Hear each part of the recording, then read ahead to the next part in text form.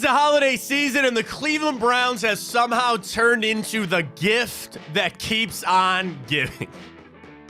In years past, it was not always that case. They were things that were frustrating. You got to the holiday season, you unwrap that Browns jersey, you go, yeah, this is great. Or, you get tickets from your buddy because you could get them for $5 and go down. They're not the case for tomorrow night, man.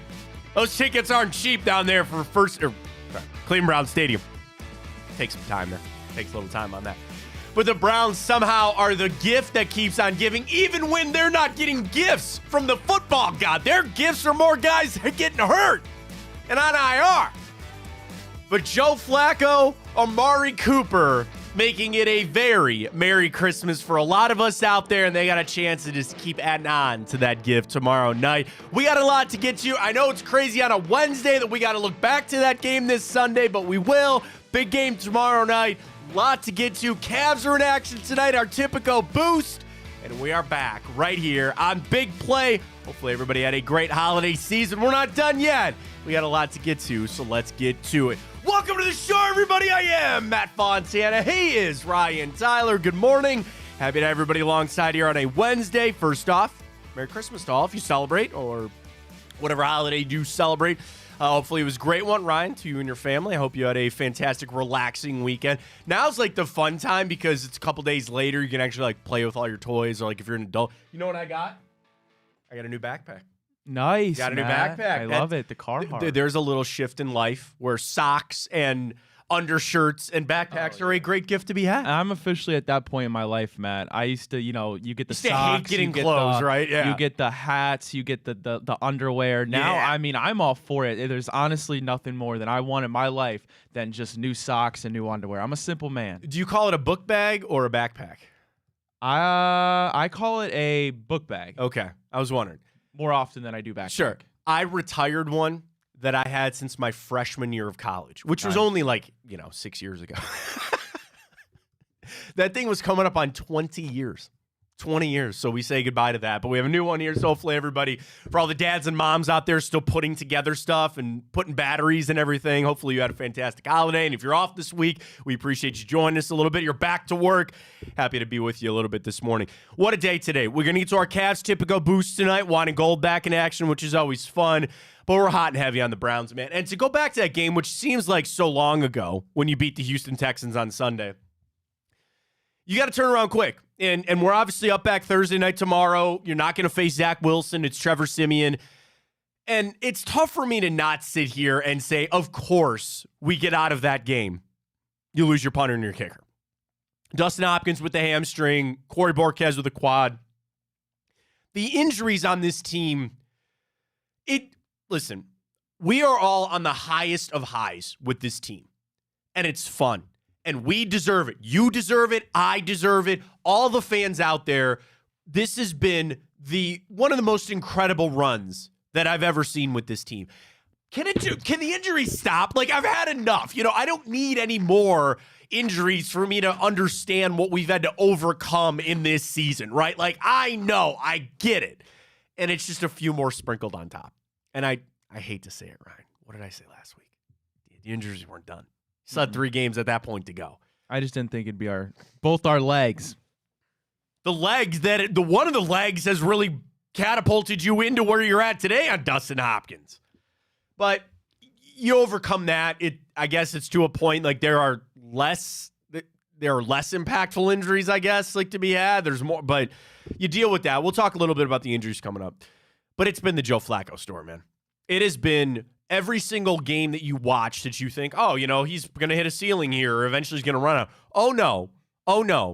And then you have a guy like Amari Cooper go out there, set the Browns' individual game record. There was a crazy stat this morning that I sent out from Pro Football Focus. You ready for this? That his 265-yard game on Sunday, 211 of those were air yards. Not like he ripped off some screen pass or anything like that. That is the most in a single game in the PFF database history. Going back to 2006, nobody has had more air yards in a game than Amari Cooper had on Sunday. I think it's a lot of credit to Amari Cooper. It's a lot of credit to Joe Flacco, too. We talked about when he showed up, when Flacco first showed up, which again seems like a year ago at this point. What was the big thing? Oh, his strong arm, and maybe we can unlock some of this deep passing stuff. This is to a degree that I never expected. Never expected something like that. And yeah, he took that deep shot to Marquise Goodwin, but it's not even been like it's your burner in Marquise Goodwin. It's been Amari Cooper. That relationship, that is something that we've talked about what we've wanted with a team forever. That coach and the coach and the quarterback, yes. The quarterback and that wide receiver. You know what I mean? Like, you've never really had that. Even when you had great quarterbacks, you borderline go back to 2007 with Braylon Edwards and Derek Anderson. You've not had a quarterback wide receiver type of relationship like this in 15 years. More? I mean, it's insane to see. And especially for a guy like Flacco, who just got here, is still kind of learning the offense. It's one of my favorite things of the year. It is one of my favorite things. And there's going to be a conversation to be had when this is all said and done about your favorite things about this season and, who stepped up the most. Kevin Stefanski, by the way, now the favorite in some places to win Coach of the Year. Wish we had that ticket. I still have Miles DPOY. How do you feel about that? Well, we'll get into it, obviously, but I mean, how big of a game is this for Miles in terms of that it's going to be on the national stage? You're at home. Really, this is your chance to show the world what the people in Cleveland and the people who know football have been watching, that Myles Garrett is the best defensive player in football. So I think this is a real chance to put that stamp on that award for him. There it is. So they got a lot going on for the Browns. We're going to post our Twitter question this morning in the spirit of what we're discussing with Flacco and Amari Cooper. Who's been more impressive, in your opinion, more recently for the Browns? Who has impressed you more this season, Joe Flacco or Amari Cooper? Vote on that. We'll post that up at Matt Fontana Show. Drop us a follow there on Twitter. If you're there, you can always watch the show. We're streaming, of course, on YouTube, on the Big Play channel, and also our individual show channel. How's the Instagram thing going? I'm still working on it. Mark Zuckerberg, Meta, that world. He gives me a headache. That's fine. We'll stay with Elon. Well, that's not really probably a good thing to do either. But that's all right. We'll work on that in the new year. But we're streaming everywhere, wherever you need us at Big Play here on the Fontana Show. Flacco or Amari Cooper? Who's been more impressive for you? And I think it's my gut said Flacco. My gut leaned Joe Flacco.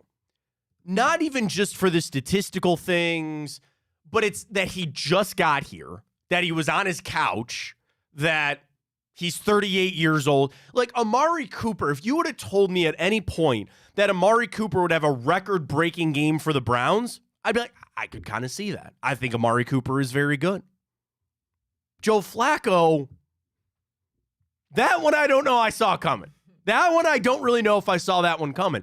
And I had the utmost faith in the Browns, and I was hoping, but I have to pinch myself that Joe Flacco is doing what he's doing with this team. And I had a lot of conversations over the holidays with my friends, my family, like just sometimes how timing works. And we're going to hear from Joe because one of the big questions to him yesterday was, were you kind of shocked the Jets didn't call you, right? When they were going through their Zach Wilson stuff and how he's hurt, even when Aaron Rodgers got hurt, that Flacco was sitting on his couch. And I think about this probably more than I should. That you could have been 2 or 3 days away from some other team signing him.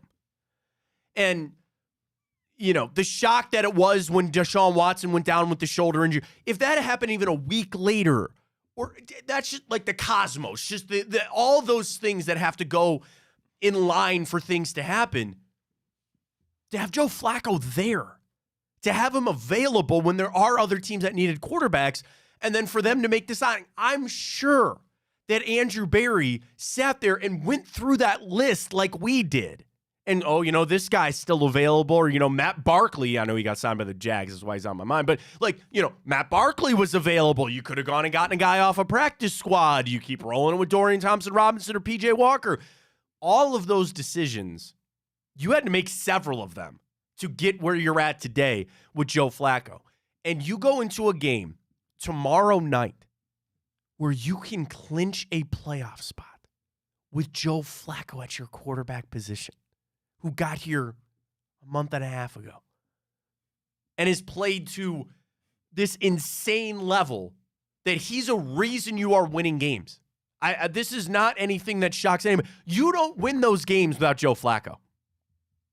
You don't win those games if you decided to go get some scrub quarterback off somebody else's practice squad. You're not winning those games. You're not in the position that you're in if you didn't sign Joe Flacco. There are so many things that had to go right for that to happen. And here we sit today, getting ready for a huge game tomorrow night. We flip it over to Amari Cooper. So again, our question this morning, asking everybody, who's been more impressive for you recently, I guess if you want to go with the season, is Amari Cooper or Joe Flacco. So with Amari Cooper getting his 200-yard receiving game, I saw this stat, which was pretty crazy, and I want to make sure I'm pulling it up. To do 200-yard games with three teams total.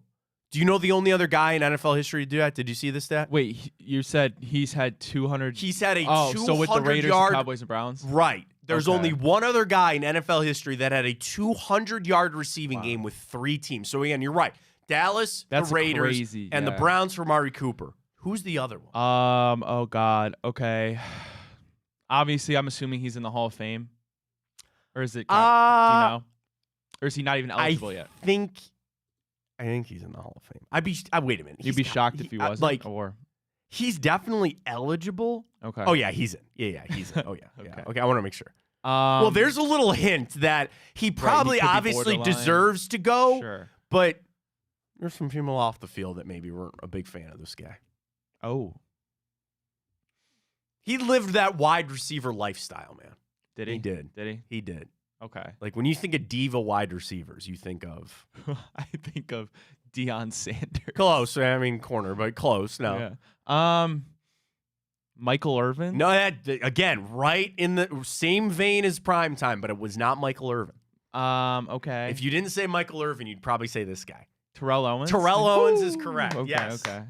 Nice. I didn't want to have to pull the workout in the driveway thing, but Terrell Owens. Now, here's the other thing. Who are the teams that he did it with?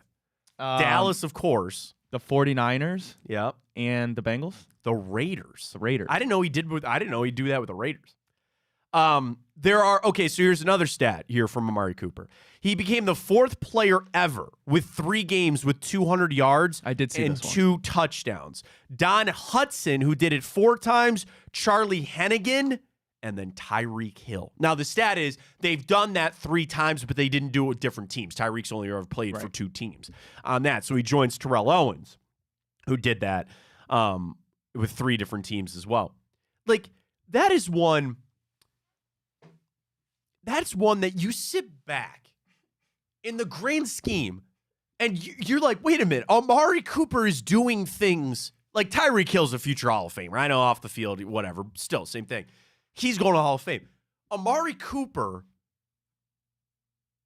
I think, has a conversation now about the Hall of Fame. Am I crazy? Am I drinking the Kool-Aid right now? I don't know. Like when you're doing things like that, and the problem is when you sit down and you try to talk Hall of Fame stuff. And I know Joe Thomas was talking about Joe Flacco Hall of Fame. Joe Flacco goes and wins the Super Bowl with the Cleveland Browns. He's going to the Hall of Fame. Oh, no question.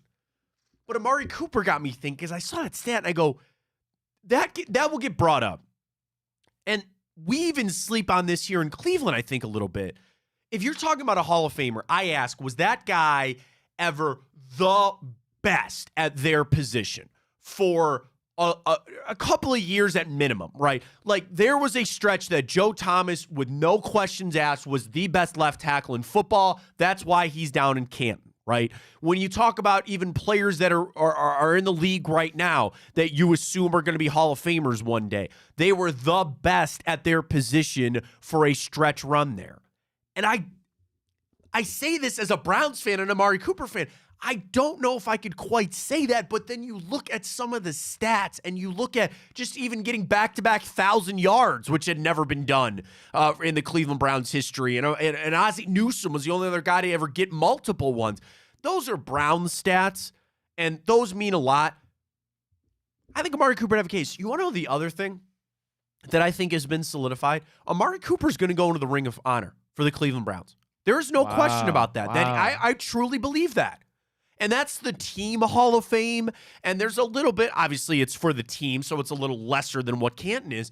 But I feel pretty confident sitting here and saying, for what Amari Cooper has brought to this team and what he's been, I think he's going to go in the Ring of Honor one day. And then the contract, right? Because that was the other thing. I was talking to somebody on the holidays about Nick Chubb, right? By the way, we'll get to him in Time Op coming up. Very celebratory birthday there for Nick Chubb. You want him to get a contract. And I've said this on this show before. It got clipped and sent out, and it's right on. That I want Andrew Berry to sign Nick Chubb to a contract extension so he will play here for the rest of his career. I don't care if you don't necessarily get the money back on that. I don't care if it puts you in a little bit of a bind with the salary cap. He's got to be here forever. I'm entertaining that for Amari Cooper. I am almost to that point where he is a guy that I don't want to see play anywhere else ever again. Is there a world that, yes, that contract doesn't meet the production and all that kind of stuff? Sure. I don't want Amari Cooper going anywhere. I don't want him going anywhere. You find that money and you keep him here. And then on top of the fact of that, yes, he is playing to one of his best seasons ever. And again, same thing with Flacco. I'm scared to think about what this team would be without Amari Cooper. Some of those catches are just so acrobatic on the sideline. Dude, he might be one of the best pass catchers I've ever seen. For contested catches, for over the just all these, he's just got glue. He's just got glue on his hands. He catches everything. So I get both sides of it. I understand both sides of it when it comes to Amari Cooper and Joe Flacco. Our Twitter question this morning, I'll hit the retweet at Matt Fontana 83. Who's been more impressive for you recently, this season, however you want to go? Who's impressed you more for the Browns, Joe Flacco or Amari Cooper? Ryan, you're first up this morning. Cast your vote, please. Yeah, I guess to vote on this, I'm going to say Joe Flacco, but that comes with, of course, the fact that Joe Flacco came out of the woodwork, or whatever you want to call it, from sitting on his couch. Yeah, that's pretty much what it is. Is playing to a top 5 quarterback level in the NFL right now. I mean, that's pretty much unheard of. He's really added a whole nother dimension to an offense that was like when Deshaun was here, when PJ Walker was here, and certainly when DTR was here, there was no downfield element consistent that teams had to be scared of. And now it's like our whole offensive philosophy has changed, and Joe Flacco is there to do it for us. But then Amari Cooper's been nothing short of spectacular. Like you said, I mean, that fourth down, you talk about adult-rated content, that fourth down throw from Joe Flacco and then the catch.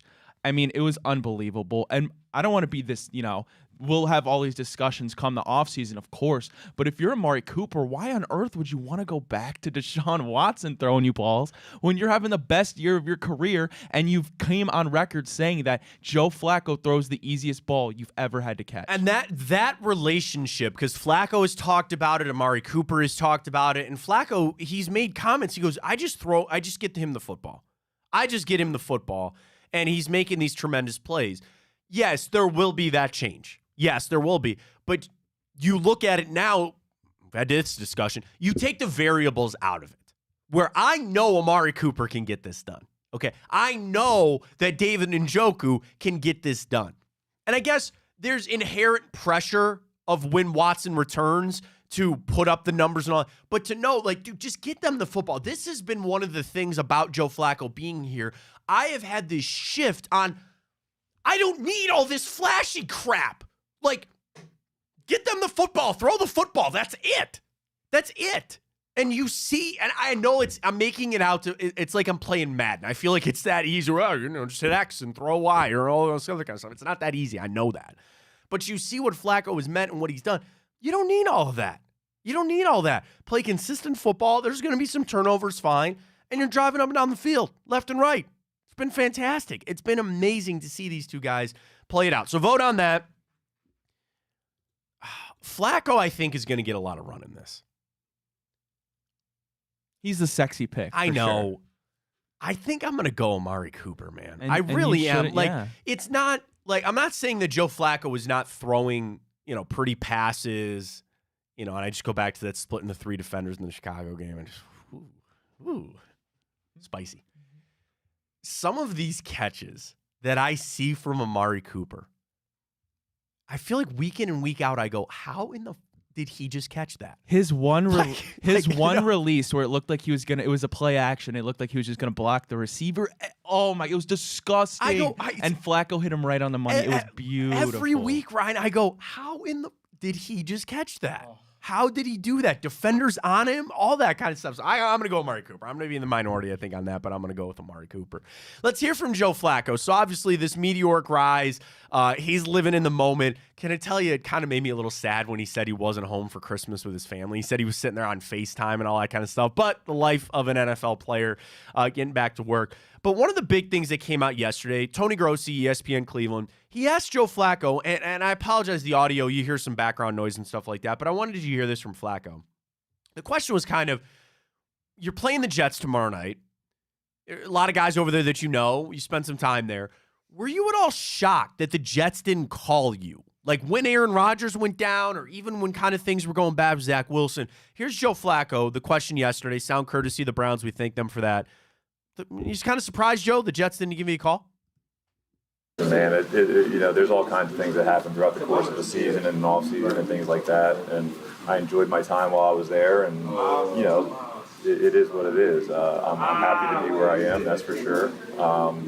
Listen, there's 32 teams in the NFL. They're just another one of those teams. I got a lot of guys over there I really respect and had an awesome few years with in that locker room. So a lot of respect for those guys. That's the right answer there from Flacco. But Ryan, that would be, I mean, I don't think you need any more motivation for tomorrow, the fact that you win and go to the playoffs. But that was a team that said, no, man, we don't need you. We're good. We're good. We don't need your services. And you could go across the league and point at some of these teams and go, man, you'd be looking a lot better off Joe Flacco. You know that there have been general managers over the last month that had to answer to an owner or a team president. They go, we didn't sign Joe Flacco. Think about that. You did. Wait, we went with this guy or Joe Flacco? What happened there? You know? Yeah. And part of that is Kevin Stefanski, and part of that is that offense. But going for this game tomorrow, there's got to be a little fire for Joe Flacco. There's got to be just a little bit to sit there and say, yeah, man, you guys thought you were going to roll it out there with Zach Wilson and Trevor Siemian. All right, I'll send you packing. I'll send this team to the playoffs. And I know all bets are off when it comes to this team making the playoffs. They got, 99% chance. We feel really good about it. It's going to be a party tomorrow night when they win. You're not beating Trevor Siemian ain't beating you. That ain't happening. So you're going to feel real good about it. We're going to clinch a playoff, right? We're going to go into the last week of the season maybe resting our starters because we got a playoff game to get ready for. Oh, God. Doesn't that feel good? And in an element where you thought it was going to be Jacksonville, oh, wait a minute now. You might have to go face a Houston team that you just beat. I know C.J. Stroud wasn't there. Or Indianapolis. You are going to face the AFC South champion. That is going to happen. We are going to be favored in that game. I know it's on the road. We are going to be favored in that game. I don't care who it is. Trevor Lawrence in his shoulder, if it's Gardner Minshew and crew or C.J. Stroud. Okay, maybe not Houston. On the road at Houston. No, we'll be favored because I'd like to think so. We will be because we just shellacked them. I know, and that's the thing. They get Stroud back. They're still missing Tank. Whatever. But still, I mean, that's a crazy world we live in, man. You got to get done tomorrow. You got to take care of business tomorrow, which you will. More from Flacco here. Kind of off our question about who has impressed you more. Joe Flacco was asked, have you even exceeded the expectations you had for yourself when you first showed up here with the Browns? Here's Joe Flacco yesterday talking about expectations. Yeah, I mean, you could probably say that just in terms of you think you're coming into a good situation with a good team and there's a possibility for this, but you never quite know. It's up to you and your teammates to go out there and do that. And I think that this has been, what I've probably noticed is that you assume, you kind of from the outside think this is a pretty good situation, but when you get here, it's an even better situation than you could imagine. That last part, I know it's kind of tough with you guys in the locker room, and you can tell, man, there's a liveliness there, there's an excitement there, you get that rolling. But he mentioned you come to a place, you have this outside view, but then when you get here, it's even better than what you thought. I understand that Joe Flacco was going to, when the Cleveland Browns came calling, Joe Flacco was not going to be, yeah, I'm good, right? There weren't a lot of teams knocking down the door. So it worked that way.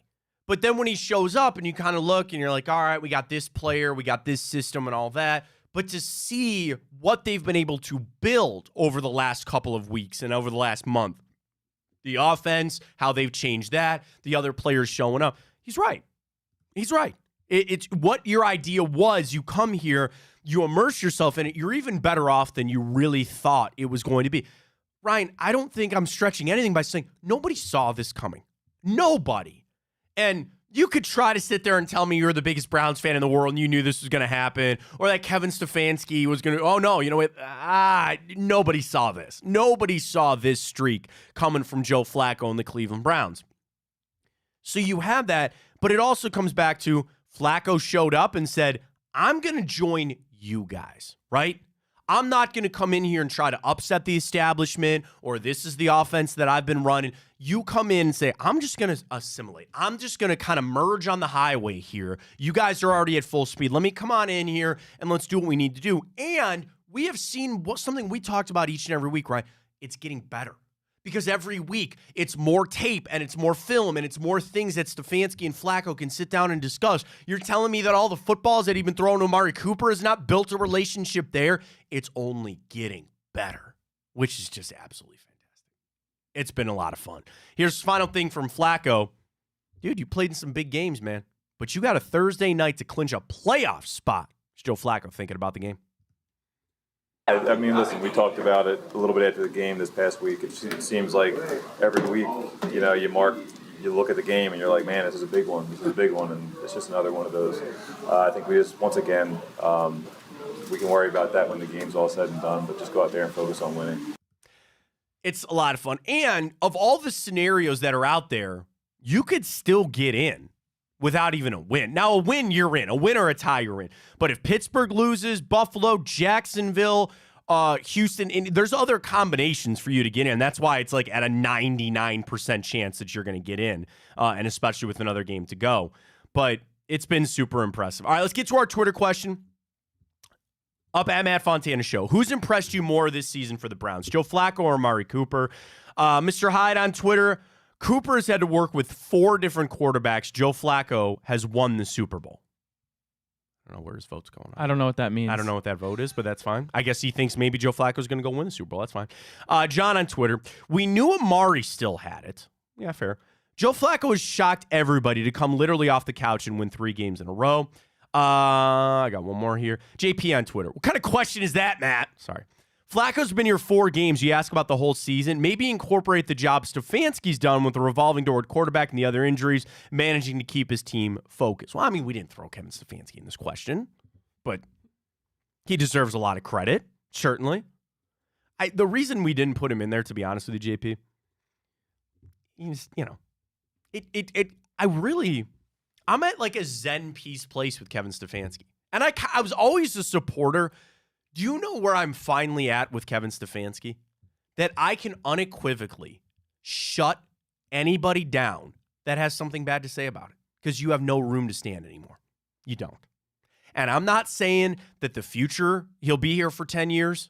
I'm not saying that it won't all go bad. But for this moment in time, I am at such a zen place with Kevin Stefanski because if anybody tries to discredit what he has done here, I know you're just trolling.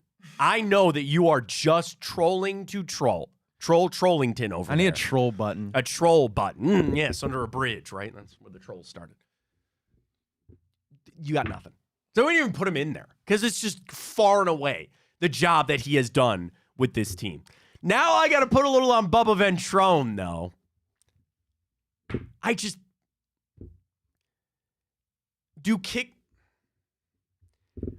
When there's a long return, should the kicker just make the business decision and not try to make the tackle? Seriously. Because now it costs you Dustin Hopkins. So obviously he's down with the hamstring. I think he's out the rest of the regular season at the minimum. You bring in Riley Patterson, former Lions kicker. He's going to kick for you. You're going to be down Borkaz. They bring in Matt Hack. But should kickers make the business decision? He had to get involved in that. And I don't like watching it. Did he strain it running or when he made? I don't know. But like the question is in that, because the other side of it is There's a long return and the kicker just like stops. And you see that sometimes with quarterbacks when they throw a pick six, they make a business decision. And sometimes coaches tell their quarterbacks, yeah, don't get in there. Don't get mixy with it. And there's quarterbacks that we have seen that get out in front and block, like everybody loved that when Baker was doing it and all that, but there are risks of injury there. Would you make the rule, Ryan, if you were the head coach of a football team, would you go to your kicker and say, if there's ever a long return, stay away from it? Basically, when you kick off, just stand there. Just stand there. Stay away from everybody. Or get in, and granted, you won that football game, but that could have been a touchdown, it could have been all these other things. And I sit here now without Dustin Hopkins. I'm going to sit here and finish out the regular season. Now, we hope he can get back for the playoffs. You're going to sign him to an extension. I think he's not going anywhere. He's going to be here with the Browns for a long time coming. But should you make that business decision as a kicker? Would you tell your kickers, dude, stay away from that football? Get away from it. Nah, I'm telling my kicker to send it. You're your football player. You got pads on, man. Like everybody else, you get in there. That's your job, especially if you're going to save 6 points on the field. Like, all right, I get it. The injury, that's like a freak thing, I feel like. I mean, yeah. for making a tackle to pull a hammy. Yeah. I mean, it'd be hard to tell a dude, like, after you just kick the ball and you watch him run it down your throat to just step away. I get the point, though. But me, personally, no, I'm telling you to go after him. So Riley Patterson here, he's been at the stadium. By the way, today's a perfect day to get him down. It's rainy, it's cold, it's windy. Get him down to that stadium. I'm sure he's going to live there for the next couple of days, so you have to overcome that. Yeah, that injury is not one like a quarterback or like your star running back, but that's one that I just sit here and I'm like, again, really, again. We'll run through it after it's all said and done, hopefully at the championship parade, I guess, or something like that. But the injuries, it never ends. It's impressive. It is impressive to see the amount of injuries that the Browns have had. And it's not like their strength and conditioning coach. Somebody sent us that on the show. Maybe they need to fire the strength and conditioning coach. I can almost tell you that it's not his fault. I can almost guarantee you that it's really not his fault. But anyway, like, you do not have a position on the field, literally now, that you haven't had somebody to deal with. I didn't even want to say what I was about to say. I'm not even. You put Charlie Hewlett in bubble wrap. Think about it. He's the last guy standing. Offensive line, wide receivers, running back. I guess the tight ends have been okay. What if Stefanski trips and falls on the sideline? Breaks a toe or something? Yeah. That happens. Yeah, it happens. You never know. Yeah. You never know. Being bubble wrapped, too. Yeah, the coaching staff. Literally up and down this roster. And, we do that jersey of the quarterback, so I'm kind of glad they retired. You could do that this season for the injured guys, man. Yeah. And it's been insane. The Browns are going to be able to overcome that, though. You find some guys that have kicked before in the league. You'll find your way through that. All right, let's do this. Let's catch a break. Coming up in hour 2, I got more Browns. I have the power rankings out, and I love doing this every week on the show. We got our mailbag from Dan Graziano and Jeremy Fowler. Bold playoff race prediction. Who has the most to prove over these last couple of games? And the open coaching gigs in the NFL. Now, again, we don't have to worry about that. Kind of. Because if they come, I hope they lose Jim Schwartz's number. See, I really hope they do. We'll talk about it, but Matt, that's a concern that I really have I'm not entertaining it. I really don't. You don't think he's going to get a job? I don't. Good. All right, I don't. Because I was just reading this morning again. You talk about the Eagles, and they're bringing back up not even the offense so much, but they lost Jonathan Gannon, their defensive coordinator. He's now the head coach in Arizona. That defense looks like crap.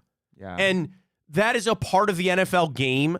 The Browns might lose some front office people. Cat Raish and Glenn Cook are right on top of a lot of GM lists, and they might move on. That is a mark of your team is good. Your team is good when you got coaches and front office people that are getting snagged for jobs. I want to entertain that, and I frankly am on your side about it when it comes to Jim Schwartz, because you got to remember, I'm assuming Jim Schwartz is feeling pretty good about where he's at, right? He's probably well paid, and he has brought so much cachet to this team. I'd imagine he'd tell your teams like, nah, I'm good. I'm all right. He's had his crack at a head coach already.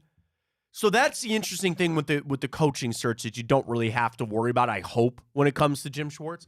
But we'll get to that because I thought it was interesting that they mentioned a couple other jobs that we haven't really talked about. So we'll get to the mailbag coming up. But when we return, let's get to some wine and gold. Cavs are back in action tonight. They are in Dallas to take on the Mavericks. Update on Donovan Mitchell of where he's at and the conspiracy theory. You got the...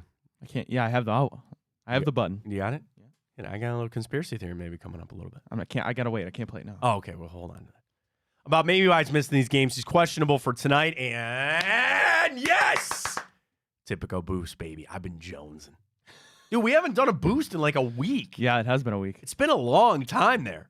So we'll do exactly what we do. You download that Typico app, use that code BigPlay100, you deposit and bet $25, you get $100 in those bonus bets, and we will get to our parlay.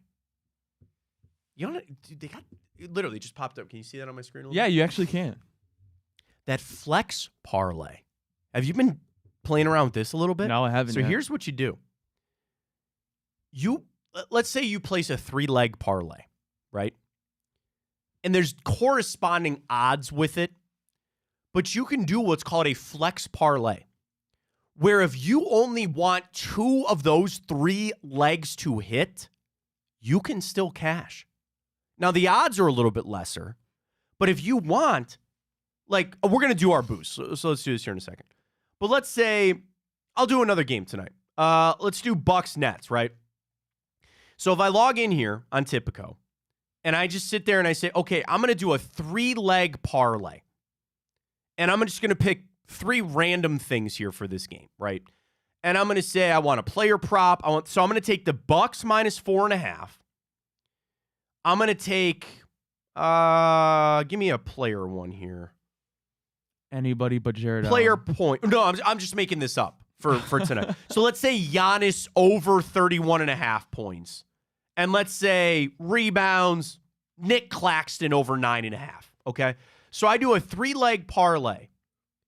That's plus 499. If I want to flex parlay that, then all I need is 1 or 2 of those things to happen. And it doesn't matter which. You get lesser odds on it, but you can get that flex parlay cooking, man. I love this. It's honestly, it's one of the coolest things that they got going to Typico right now. Matt, did you see our big play boost cashed for the Browns game at like plus 1,400? Yes. We've been circling that for quite some time now. Typico gave with some that. free Christmas money. I love it. All right, so we'll do our boost with the Cavs coming up after this. We'll talk a little wine and gold tonight as well. Let's get ready for it. Busy day here on a Wednesday. Appreciate everybody joining us. Happy holidays to you and yours. Fontana Show right here on Big Play Cavs. Boost next.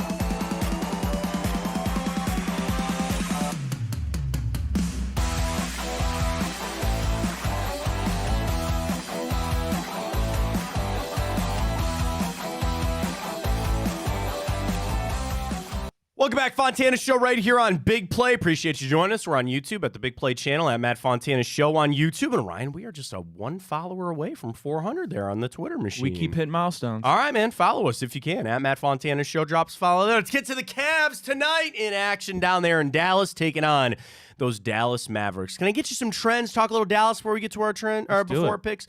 So let's start with Dallas here. 7-3 in their last 10 against the Cavs, which is pretty impressive. Overall, 18-12 on the season. They are 8-6 at home. Against the spread at home, 6-8. And over-under at home, 9-5 on the over. I kind of like the over for tonight. It's a high 230, though. We'll see. For the Cavs, the biggest question, Karis LeVert and Donovan Mitchell, because they're both questionable for tonight. Donovan's got that illness. Are you ready for the conspiracy theory on that? He's not sick, it's his shoulder. Did that live up to it? You're like, no, that did not. You're like, damn it, Matt, that was not worthy enough of the conspiracy theory chime. I'm just happy he's not sick of the team's shit. No, I mean, I could be sick of some of the things the Cavs are doing too, but I mean, the thing with the Cavs, they won a couple games now all of a sudden. And with everything that all I asked was that they kind of do what they're doing, right? So they've got blown out by the Pelicans, fine. That win over the Jazz was nice. They beat Chicago, great. But they're finding a way to win some of these games without their star players. I would like to believe that Donovan is going to play tonight. Karis, I don't know about the knee. Sucks about Sam Merrill being out. I think he's going to play tonight. So if Donovan's going to play tonight, I definitely like the Cavs plus 3.5. That is going to be my leg of the parlay. We're going to do a 3-leg parlay for our typical boost. So the first one for me, I'm doing plus 3.5 for the Cavs tonight. Let's get some trends with the Cavs. They are 4-1 against the spread their last 5 games, but I mentioned they don't play Dallas all that well. They're only 2-6 against the spread their last 8 games against Dallas. The Cavs are only 3-7 straight up in their last 10 against the Mavericks. But one place that they do play well is on the road against Dallas. What's their arena? Is it still American Airlines? American Airlines Center. The Cavs are 4-2 against the spread their last 6 games down there in Dallas. You flip it over for the Mavericks. Really, the trend says the under. Under has hit 4 out of Dallas's last 5 games and 4 out of their last 6 games against the Cavs. I like the Cavs plus 3.5. So that's going to be leg 1 of our parlay. Ryan, you feeling anything? You got a vibe on anything there? I like the Cavs over 112.5 too. I don't know why. For the Mavericks, they beat Phoenix and San Antonio. They're on a 2-game win streak there. But how about this? Of over 112, that would hit. Man, this is crazy. For basically the month, or I'll do it this way. 1, 2, 3, 4, 5, 6, 7, 8, 9. The last 9 games for the Mavericks, they've given up at least 113 in every single game that they've played. I love the Cavs. So let me do this. We're going to do the Cavs plus 3.5. Cavs over 112.5 point total. Do you want to do a player prop? Yeah, that's what I was thinking.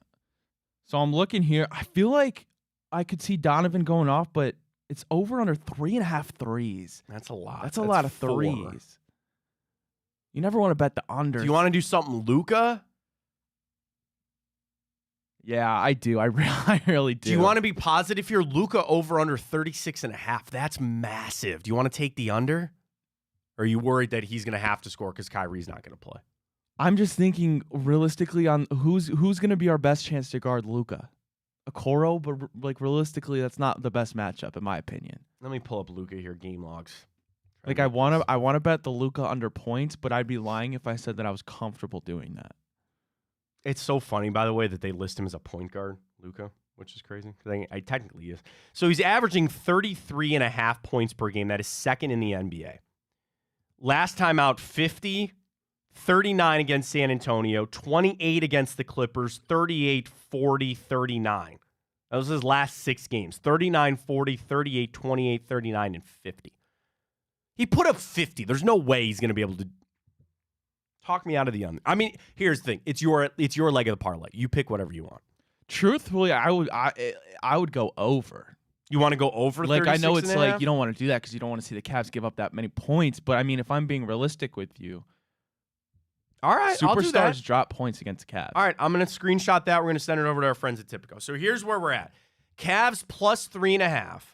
Cavs over 112.5, and Luka over 36.5 points. That, without being boosted, which they will boost, is plus 512. Oh, wow. Plus 512. So they're going to boost that on up. All right, I'm in. I'm going to send that. Do you want me to send it to Nick? Yeah, if you could. All right, I'm sending that to Padone right now. That's our Cavs boost for tonight. So get signed up with our friends at Tipico. Other big news with the Cavs, and we haven't talked about it just because we haven't had the show, Ricky Rubio. And now they're at a point where it sounds like they're going to be making a move on something with Rubio. He's got an expiring contract. From my kind of rule on things, or kind of my vibe or what I understand, it sounds like he's done playing basketball in the NBA. And if he wants to stay in Spain and play over there, he's a legend. That's good for him, man. That's fine. I appreciate for what he meant for this team, but the Cavs just can't let him go. They just can't let that happen. So what they're going to have to do is try to get creative about his contract. It's an asset in the NBA to have an expiring contract, and that is what Ricky Rubio is. Now, trust me, as much as I'd like to put all my eggs in the Sam Merrill basket or the Craig Porter Jr. basket, you are going to need another guard on this team. You are going to need another guard on this team to step up, even with Mitchell when he returns, with Darius. Like, even at full strength, they're missing that point guard off the bench. If it is Sam Merrill, great. And I know he's battling this wrist injury, which is just bad timing on that. But Rubio, I could really use Ricky Rubio on this team. I could. He can't play. He's not going to play here anymore. That's fine. And that's going to be on Kobe Altman to make the right move to kind of move on from that. And at least we're at this point where you know that, and you can start kind of trying to grease some of the wheels, and the trade deadline is so far away. But it kind of, listen, I hope Ricky's doing well. This all starts with the fact that I hope Ricky Rubio's doing fine. But it puts my basketball team in a bit of a bind right now. And it sounds like they're getting ready to move on from him. What you can do with him, where they're able to make that move, I don't know. He's got a 3-year deal, so he's signed through next season. I thought, was there a like a player option maybe or something on that? I don't remember, because I thought he had an expiring deal. Let me pull this up here real quick. Oops, hype. No, he's on the books for $6 million next year. God, I wish he could come back. Oh, okay, no. Okay, so I'm sorry.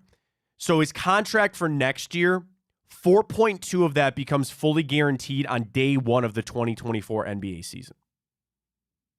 Or, I'm sorry, the NBA year. So, like, by June of next year, if you just decline that, then he doesn't get that money. So it's only about $2 million next year. You can move that off your books and be done. I don't know what they're going to do. You know, I don't really know how they're going to be able to approach that, but it's a move you're going to have to make. And it comes back to kind of where this Cavs team is at right now. They could use another piece, and they've had to ascend with Sam Merrill. They've had to have some of these other guys step up. And I don't want to fall into the trap of, well, just when you get Darius Garland back, or when this team had warts on them when those guys were playing. It's going to help when they come back. But Ryan, how has this all kind of shifted for you? How has this all changed where you had these bad injuries? You've seen the Cavs win some games, and frankly, I think there's a chance they might win tonight's game. We'll see. But to watch these games, does it give you a little more hope that they could keep this afloat and still be that top 4 seeded team like we hoped in the East? Or are those dreams out the window? No, I mean, they're certainly not out the window. I wouldn't say I'm uber confident by any means. I think really the next step in this season that I'm looking for, like what I'm really going to pay attention to, like we all will, is just the fact you can continue to rattle off these games before you get to that trade deadline. And because what Kobe Altman decides to do at the trade deadline, I think will really just show a lot how they feel, obviously, towards the rest of the season. But I wonder how much in his mind is he attributing, hey, if I don't do anything at this deadline, Donovan might realistically, that might be all it is. Because if you don't have that, if you don't get an extra piece, Or I don't know, maybe you're just banking on when Darius and Evan get back, we're really going to be set. But then again, it's like, okay, that throws off what we saw happen in the earlier season is when you have those injuries, you don't get that consistent rotation. You don't build that chemistry, right? Like we've never really seen this team yet be what they are supposed to be consistently. And so that kind of is bumming out because that's kind of what we were getting into right before these injuries just piled up. But I guess I'm just really looking forward to the trade deadline. But I guess face value to answer your question, I'm still not hopeful, but I'm more optimistic, certainly, than I was a week ago. Yeah, I mean, I'm trying to live more in the moment. I'm trying to stay more grounded of where we're at right now. I can do that. Kobe Altman can't. And you're right, there will be moves that are going to be made come February that will tell the tale on where they think they stand as this Cavs team. And this point of the season is extremely pivotal. If they fall off a cliff, it's done, and they're going to trade Donovan away and all that. I don't really want to think about it. Just kind of live where you're at. But there's that. I'll put it this way. I believe that they are going to make a push for this season. There's no reason to pack it up yet. There's a reason to keep fighting, and I think they're going to do that. So they'll make moves corresponding with that. And people say this all the time. It's kind of annoying, but it is what it is. You know, when you get Darius and Evan Mobley back, that's almost like making a trade, right? How many times do we hear that with the guy? Well, when you get this guy back, it's almost like you made a trade. Yeah, and you're going to get those two back, and thankfully they're not season-ending injuries. It's just the ultimate question of can you keep this going while they're out? And I will tell you, I know it's only been a couple of games, but they've shown me a little more than I thought. I really do. Now, tonight, you face a Dallas team that I don't think is necessarily in the position that you thought they were going to be. They're a couple games above 500. They're fine. They're not the best team in the West. They're the 5 seed right now.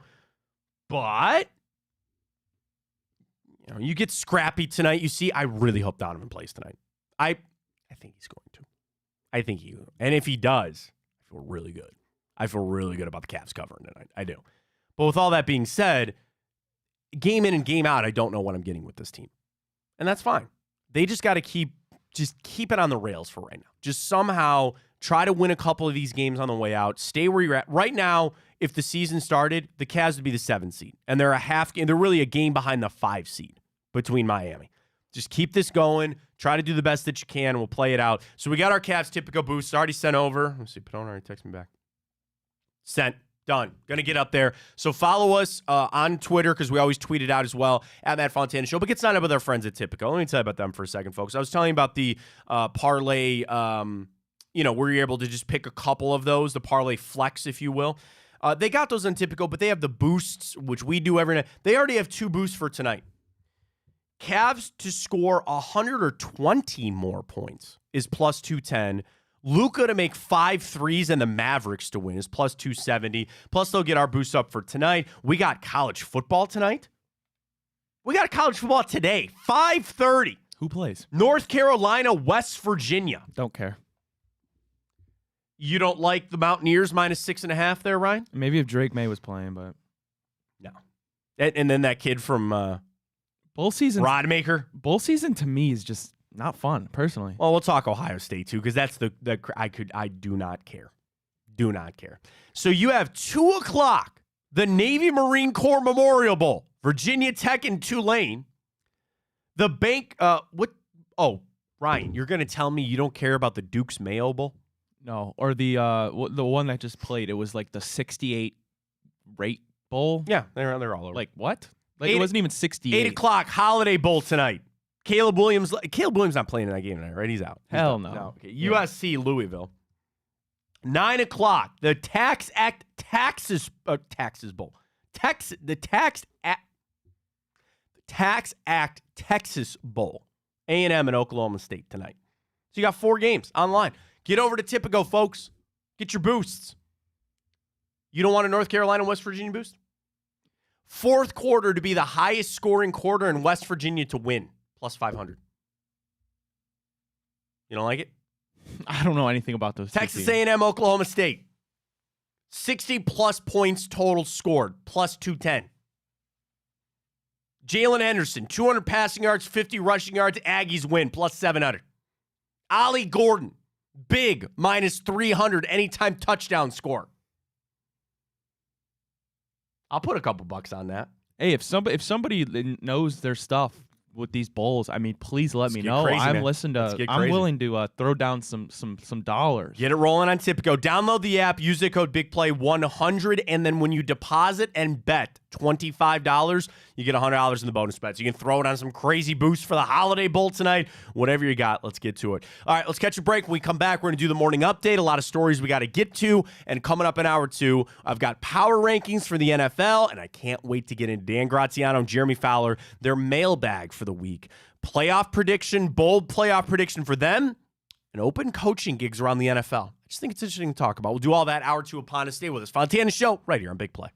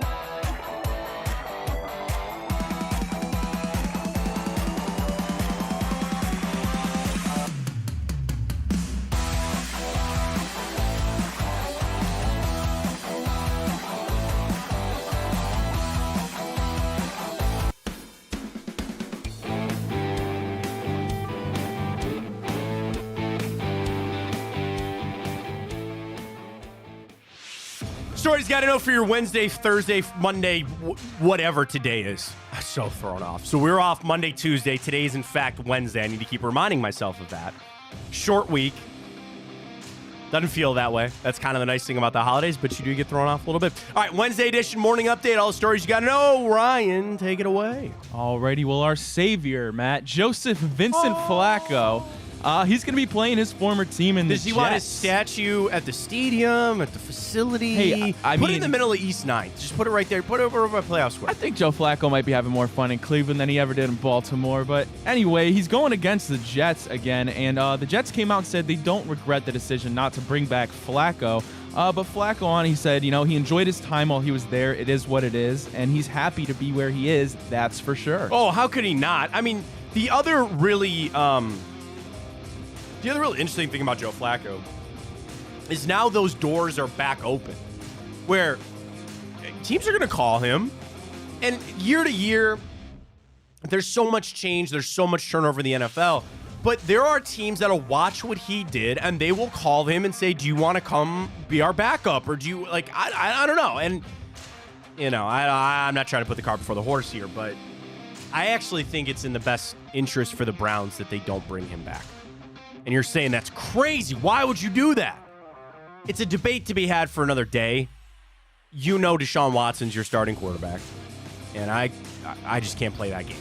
You know the game I'm talking about. And just for everybody's best interest, probably not what's going to happen.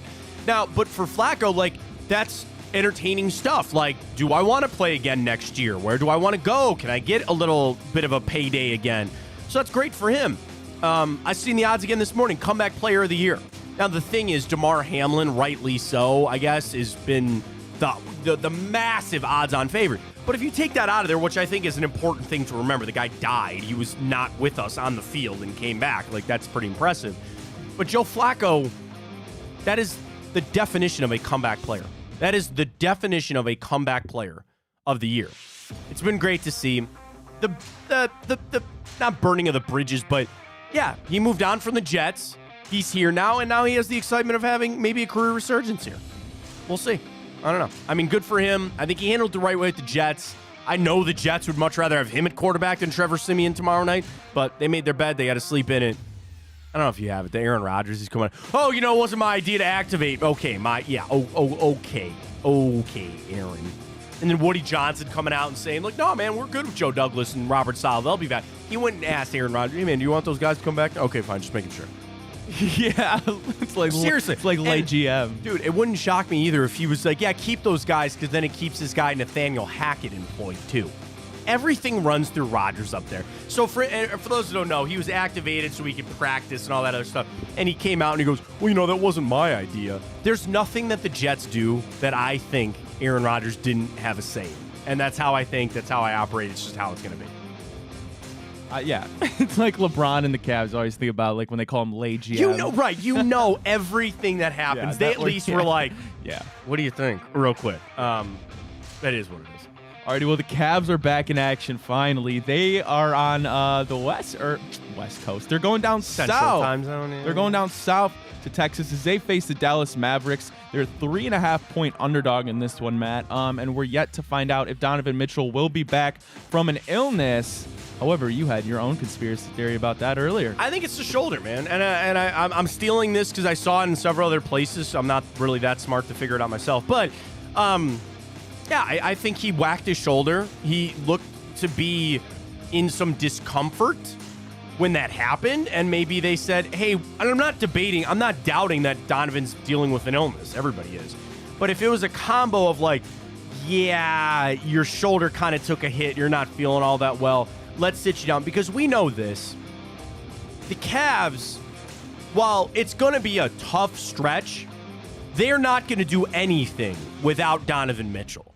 So this is truly a sacrifice the battle to win the war type of thing. For them to try to keep this thing afloat, they're going to have Donovan Mitchell. There's just no question on that. So we'll sacrifice a couple games here. Now, what you got to give a lot of credit to the Browns, or I'm sorry, for the Cavs for, that they've been able to win these games while he's been out. Now he comes back, and it's not a rubber stamp like, oh, yeah, they're going to win that game, no problem. But you still look at it and you say, all right, you know, there's a better chance, or it's all about winning some of these games while these other guys are out, and it's going to be a lot harder without Donovan Mitchell. Give him the time off. I'm completely fine with that. Well, staying in basketball, Matt, history here, but not good history. But luckily, it's not our Cavs. Dude, they tried, man. They tried so hard. The Pistons lost their 27th straight game, Matt. Their last victory came against Chicago on October 28th. And Pistons fans, us as Cavs fans, did feel your pain as the Cavaliers lost 26 straight back in 2010-11 season. Now, that is the thing. You had a superstar, the greatest player, yeah, I said it, to ever play the game, leave. And kind of leave your team in shambles. What is the Pistons' excuse? What's the Pistons' excuse? If I'm Cade Cunningham, I'm like, get me the hell out of here. What is there? Oh, seriously. Now, the issue is that they it's a thing now. You know what I mean? And I'm not. They play. They're there for every game. So as it mounts, but now everybody's gonna watch. Everybody is watching. And the other thing for some of these other teams, you know what their opponents are now thinking, Ryan? We don't want to be the team that they finally beat. You don't want to be that. Oh, yeah. So you're going to, you would think that some of these teams rolling the basketballs out against the Pistons, yeah, we hope we win this game. Now, these coaches and these players on these opponents are going to go, you guys don't want to be the team that finally loses to them, right? And they gave Brooklyn everything that they could last night. I was following the updates on Twitter. They kept like screenshotting the box score where they go, hey, yeah, the Pistons finally going to do it. I think it's suffocating is what it is for the Detroit Pistons right now. I don't know, man. I don't know when they'll win another one. At least not us anymore. How about this, Matt? I'm looking here the longest losing streaks of historic skids in the MLB in 1889. Oh, that's pretty good. I don't know what city this is, but the Colonels lost 26 straight games. Washington? And for the NFL, the Buccaneers lost 26 straight games, 76-77. Mm-hmm. Because that was the thing. The Browns and even the Lions, when they were going, 0-16, like that's a long streak, but they won a game late the year before, or early in the next season. So none of those really, the historic ones never really entered there. Yeah, I mean, again, it's now a thing. Now it's something that the Pistons are focusing in on. All the rest of the teams are too. So good luck to the Pistons. They'll get one eventually. I don't know when, but we'll see. All right, Matt, we didn't get the opportunity to talk about this as we were on break, but I want to bring it up because I want to know your thoughts on it. The rich get richer as the Dodgers signed superstar Japanese pitcher Yamamoto. And now there's been talks apparently about Shane Bieber and Emmanuel Clase potentially. The Dodgers as a suitor there. I mean, the Dodgers are going to spend all this money now, and they'll figure it out at a later date. You don't like it. I don't like it because you don't want to see teams that just buy a championship. Now, we know in baseball it's not ever that easy. And now the Dodgers are a team that you can hate. If they make the World Series, if it was Houston and the Dodgers in the World Series, who would you root for? That's what I was about to ask you. I'm Seriously, so serious. I would root for the Dodgers, I think, honestly. I don't know, man. Probably because there's something about the Astros. I'll never let that go. And those guys could be long retired and all that, but a lot of them are still there. It's tough. And I know people are talking about the deferred money and they're buying this. I mean, people cry too. These other teams could just do this too. They could just spend all this money too. And now you're going to watch the Dodgers play and everybody's going to root against them. Maybe that's not a bad thing for baseball. As far as where the Guardians sit, I know they traded for that top 100 prospect guy from the Yankees and all that. And whatever. I don't know. If you're going to do it, do it. That's it. Like Mike Chernoff and Chris Antonetti, if you're going to trade Emmanuel Clase and Shane Bieber, just do it and get the best return that you can. I don't know. And I have this bad feeling it's going to be a long summer there for the Guardians and the new blue seats. Blue seats aren't going to get broken in very much, Ryan, because I don't think there's going to be a lot of people sitting in them, to be honest with you. But make the moves, I guess. I'm in a tough place, man. I'm in a really hard place. I'm going to go to games next year. I'm very excited. My son's finally of an age that I think he can handle going to a game for a little bit. But it's going to be a long summer, man. It's going to be a long summer there for the Guards. We'll see. Well, we didn't talk about this earlier, but we got lost in all the Browns' joy. But, yes, unfortunately, the injuries do never stop. Dorian Thompson-Robinson did get placed on the season-ending IR with that hip injury. So there go your DTR packages, Matt. I'm sorry to tell you. Yeah, I mean, that's, I think, probably like a borderline roster spot type. Like, if he can't go, they signed P.J. Walker back to the active roster. It was like, if you're really going to miss the next game, then we need to make moves to kind of solidify where they're at. They'll have Riley Patterson and then Matt Hack on practice squad, so they'll get elevated up. They're playing these games like Obo Okoronkwo maybe could play all of a sudden. He's not on IR. He just kind of plays him because this season's going to be pretty much over. I'm still high on DTR, man. I still have a lot of faith in him to be the backup, spot duty when you need him. And I don't think those packages are instantly just going to go away next year. I know Watson and DTR kind of do a lot of the same things, but you got a little bit of Dorian Thompson-Robinson, a little taste, a little bit of experience for him. I'm not just going to discard him. I think there's something there. I really am high on him. No reason to change that. Injuries kind of suck, but it is what it is. Great stuff in the morning update. We flip on over to ESPN. Power rankings we go. Run through it here. Number 1, the Baltimore Ravens. Yes, how the hell did they just destroy the 49ers the way that they did? I don't understand that. I mean, Purdy throwing 4 picks is probably a good call there. Baltimore is 1. San Francisco drops down to number 2. Do you still believe they're number 2? Even after a slip up there? Yeah, they're still easily the best. Like, you have to. They're the best team in the NFC, and really, there's no real team outside of Baltimore that I'd say feel confident. Honest to God, Matt, maybe the Browns. Yeah. Honestly. Miami jumps up from 4 to 3. Detroit up from 6 to 4. Philadelphia stays at 5. The Dallas Cowboys fall on down from 3 to 6. Buffalo is 7. Kansas City is 8. And the Cleveland Browns still stay at 9. It's going to be that way. Best rookie of the season for the Cleveland Browns. Your vote. That's what they did for every single team. It sucks because he got hurt, but DeJuan Jones. It's still DeJuan Jones. Yeah. That's what Jake Trotter writes. Jones was having an all-rookie caliber year before undergoing season-ending knee surgery, 4th pick into the starting lineup in week 2. And he's ended the season with a pass block win rate of 87% and a run block win rate of 75%. Jones looks like a long-term future Browns bookend. That is from Jake Trotter, and I agree. So again, 9. Would you say Kansas City is better than us? We're a game better than Kansas City, yet they're at 8. And we're a game better than Buffalo, who is 7. Injustice. The injustice for the Cleveland We're Browns. better than Kansas City, and we're better than Buffalo. Like, I don't... I'm just imagining having to, playing... I'm not scared. Even if I have to go to Arrowhead necessarily, I'm really not scared. Dude, they are... And we didn't necessarily go around the league this week because, we were off, but... Dude, there's something up with the Kansas City Chiefs, man. And people are trying to say that Taylor Swift is now the Yoko Ono of the Chiefs. Dude, we live in a world now. The Chiefs have lost 4 out of their last 6 games. I've lost this is many people. It sucks because he lost a lot of respect for Patrick Mahomes. Like, not even just in terms of his game. Like, everybody has bad games, of course. Yeah. Even the greatest of all time, Tom Brady. Patty was kind of supposed to be the next him.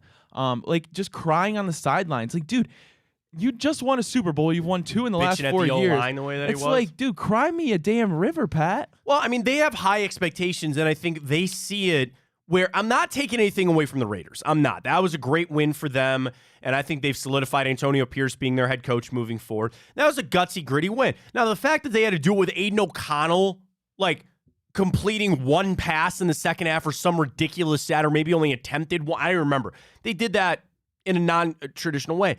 That is where I think the Chiefs are so upset. You watch that game and you realize they didn't win that game. You lost that game. And the Chiefs are now in their own head to a point. They're losing these games.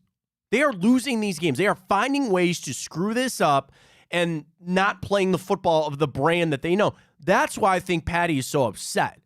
Because he knows that they're shooting themselves in the foot. The scary thing, and not to downplay how you feel about going to Arrowhead, which I agree, as long as it remains that it's their own issues, they can correct them. You know what I mean? As long as it's continued, they can instantly flip that switch and get it fixed. And there's a conversation to be had, which is going to be a fun one to have, of the teams you'd like to avoid in the playoff hunt right now. I'd still like to avoid Kansas City. And we know it's going to line up that all but assured that we're going to face the AFC South. I don't know, man, because the Chiefs are only 9-6. That's crazy to me. Crazy. I'd still like to avoid Kansas City. I think they're a head case, and they have a lot of problems, but they could also instantly really kind of fix a lot of those problems. Yeah, I mean, I would like to avoid Arrowhead too, just in the sense of... I think Jacksonville's just bad. I really think Jacksonville is just bad. I just don't want to play off... I don't want to go on the road and play at Patrick Mahomes Field in the playoffs because I know, I hate to say it, you don't want everyone to blame the refs, but God, I'm just imagining... oh, yeah, I remember all that. Yeah. I don't want to deal Daniel with that Sorensen again. hit, right? I get it. Oh, sure. And then, maybe exercise some demons there, if you will. The Bills are another one that I'd like to avoid. Now, they're going to make it as a wild card, so you're never, unless it was the you'd have to face them in like almost the championship game as it would lay out there. The Bills are another one that I think they fixed themselves. Like what was broken with the Bills was themselves. Now, you got to take everything you got to beat the Chargers, take that for what it's worth. But the Bills are another team I'd really like to avoid.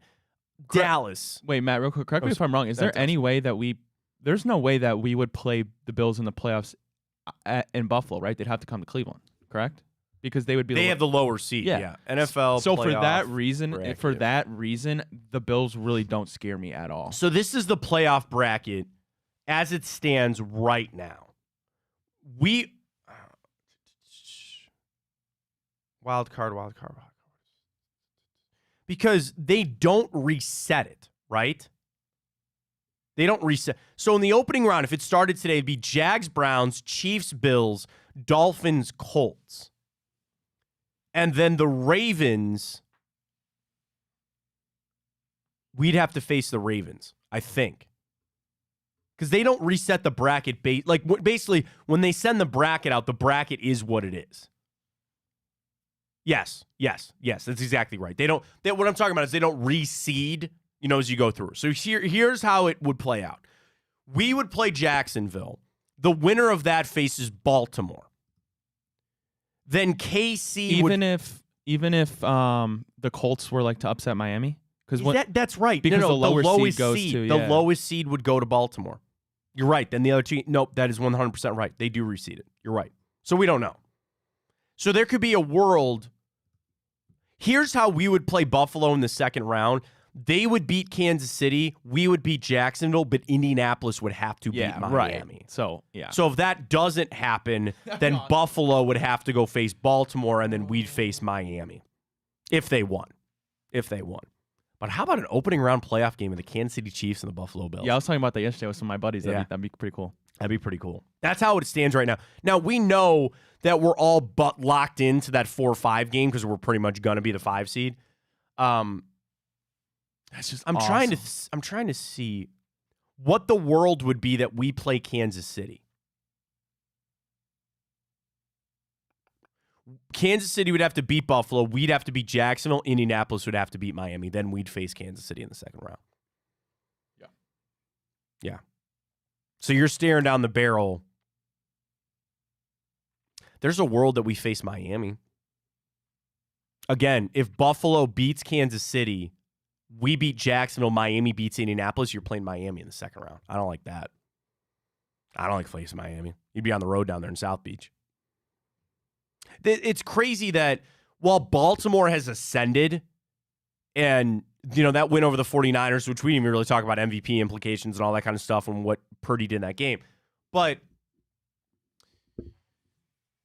this last month of the season, and I know there's still 2 games to go, it's been more about poking holes in teams than it's been this team is scary good. Like, am I wrong to say that the only team that has raised their scary bar, which I just made up, has been the Baltimore Ravens? Everybody else, you go, are they phony? Most everybody else. Now, you almost would have said that for the 49ers. Almost. And then they lay that egg on Monday Night Football. So if you still want to believe in the 49ers, fine. But Dallas does not look. Philadelphia is certainly not. We know not Kansas City. I mean, I can maybe make the case on Buffalo. The Cleveland Browns have raised their scary level. I mean, that is the team I'm selling short right there is the Browns. Yeah, well, yeah. They're the team that's selling. Of all the teams over the last month, the 2 that have raised their scary bar, as I've dubbed it, are the Browns and the Ravens. Everybody else, you're like, I don't know if they're quite who we thought they were. I'd argue the Browns more than the Ravens, maybe. Yeah. Maybe even more than the Ravens. I'd argue that really my true belief, this isn't even just me being a homer. I think the Browns are the 3rd best team in the NFL behind the Ravens and the 49ers. Okay. Well, because when you look at it, okay, you go to the NFC, you have the Eagles, who clearly aren't what we thought they were. Then you go to the Cowboys. They're probably the next best team in that. Okay, they're just like the Dolphins, right? If they're not at home, they don't scare me one bit. But then you go even further than it, right? Okay, Miami in the AFC, probably many people the second best team in the AFC behind the Ravens. The only team they've beaten is the Cowboys, and they skid by them at home. Like, the Browns have, what, 5-6 wins with teams over 500? I think that was the Dolphins first. Yeah, and the other problem is, too, you think about how much they're going to change between now and really, you got playoff games in almost a month. You're still 3 weeks out from that. Man, I'm sitting here convincing myself we're going to the AFC Championship. The path is there. I mean, again, that is just lay it out from this. That's lay it out from this. I would very much like to stay away from Baltimore, but your point is well taken. We kind of own the Ravens a little bit. And I think their loss to us flipped a switch. Do this on Super Wild Card Weekend. Become a Bills and Colts fan. Because if they can get a win and they have to go to Baltimore, whichever other team loses, you're talking about going to Kansas City or Miami, you kind of talk yourself into a win there. And if that happens, then you're talking about you're going to the AFC Championship game. Would there be a team in the NFL right now that if they came to Cleveland, they'd be the favorite? Baltimore. You think Baltimore would still be the favorite? Yes. Baltimore, San Francisco, Detroit. You think Detroit would be? No. Yep. I don't think so. Yep. No. Here are the locks. And I'm just coming from this. We got to remember this is how Vegas goes. Yeah. If you're talking about a playoff game here at home, Baltimore would be favored. Miami would be favored. San Francisco would be favored. I think Detroit and Dallas would be favored. Not by a lot. No, Dallas, no way. No. And I'm having a hard time buying Detroit. And I almost make the case for Philly, too. Because you got to remember, it's not just about the teams. Yeah. It's about how people are going to bet. And the vast majority of casual fans, they look at the Browns and they wait for this to blow up. They're waiting for this to implode. That there is no way that they can keep doing what they're doing with Joe Flacco and piecing together everything else. That is a giant factor in this. And, you know, to your point about, like, let's just talk about the better teams, right? San Francisco's still better. Baltimore is still better. Detroit is still better. I still think Philly is better. I do. Then Cleveland? Yes. No. Yes. No. Yes. No. Neither is Detroit. Detroit, absolutely not. And Miami. I'd even argue not even Miami. I mean, they've made it a conversation. I'm all for that. No, They've made it a conversation. Miami's fine. Detroit, no. No way. That is the other thing.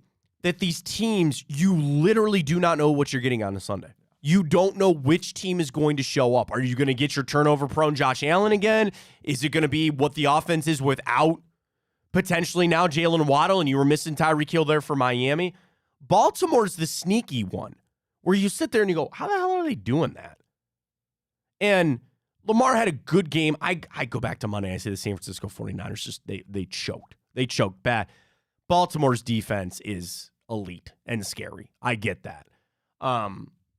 You know, Philly, right, it's still not out of the realm that Philly, with all of that talent, shows up and gets back to the Super Bowl. It seems very improbable at this point. I was a big Philly guy, too, saying, like, I don't care if they got close wins. But right, let me do this. What I've seen the last couple weeks, and you did almost lose to almost lost to the Giants. You let them come back with Tyrod Taylor.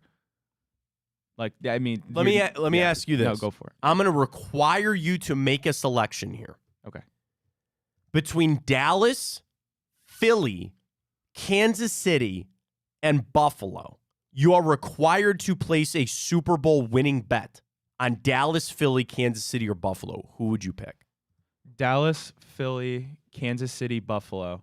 Okay, well, I see this is why it sucks, because I'm instantly just not picking the Cowboys, because if they're not at home, I'm not picking them. Fine. Buffalo, no.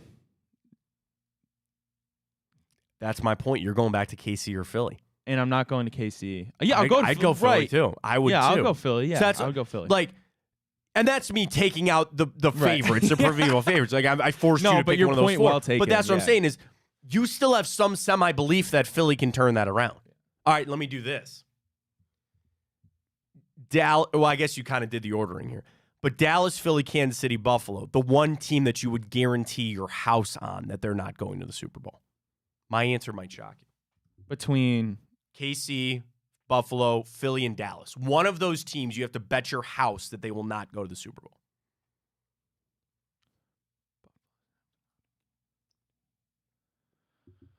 My answer is easy on this one.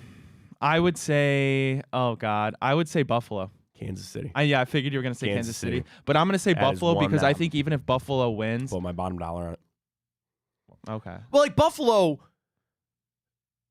they're just playing better. Like if they played tomorrow, I would think Buffalo would beat Kansas City, right?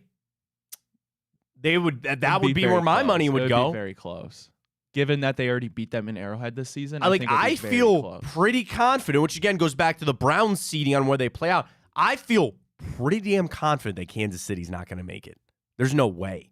Even if you wanted to look from a historical standpoint of just that they've been basically in every Super Bowl for the last 6 years, it's going to run out eventually. What's your confidence level in Baltimore? Because it's the Ravens, so it's conflicting for me because I hate them. But they're another one that I can't...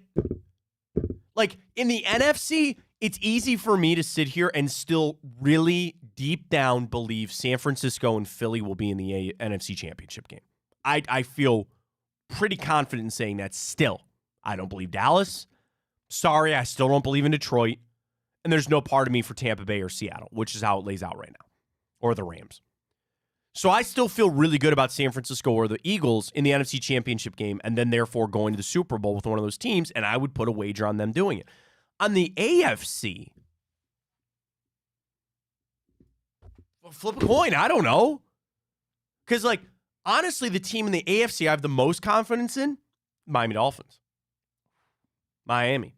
Because Baltimore, again, trying to take out my Browns fandom in this, we know that it still just falls on Lamar. And it's the same thing. Tua is important to what Miami's doing. I'm not knocking that.